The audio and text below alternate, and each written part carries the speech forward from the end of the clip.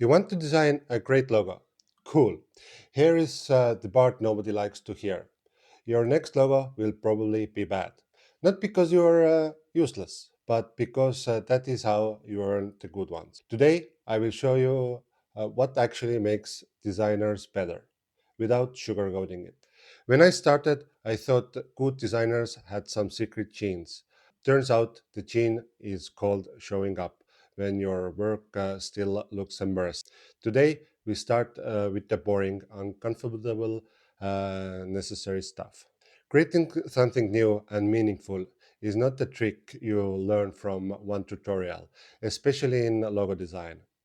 You get better by doing it over and over, mostly poorly at first. If you want real progress, you must spend times with design principles and the tools, not when motivation hits repeatedly. You research, you build mood boards, you sketch, you throw most of it away. Perfection shows up early. At first, it just hurts. You start seeing tiny mistakes everywhere. A line is slightly crooked, a curve feels strange, spacing looks wrong for reasons you cannot explain yet. That frustration is not a bug. It is your eye learning how to see. After enough practice, you stop guessing so much. You begin to feel when something is off. A few millimeters suddenly matters. The real purpose of perfection is not endless polishing. It is getting to something simpler. Fewer parts, lesser noise, more clarity. Now, for a shift that changes everything. Learning to see the world as shapes. Your coffee cup becomes a cylinder. Street sign becomes a rectangle on a line. Buildings turn into stacked boxes. When you see structure, composition starts making sense. And when composition makes sense, design stops feeling like pure chaos. Then there is a quiet skill nobody advertises: daydreaming.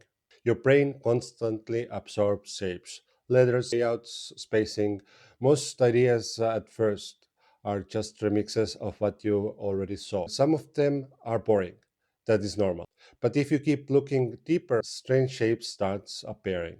Those are usually the ones worth chasing. Your sketchbook is not optional. It is your idea catcher.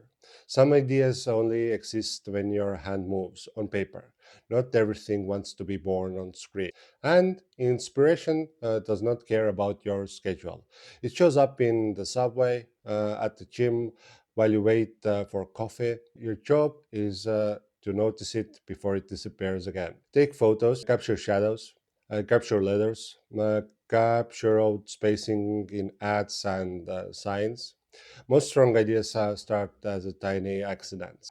This work is slow. That is exactly why it works. In the next video, we talk about what logos really are and why some of them survive for decades. Subscribe if you want to build symbols that do not fall apart after 6 months.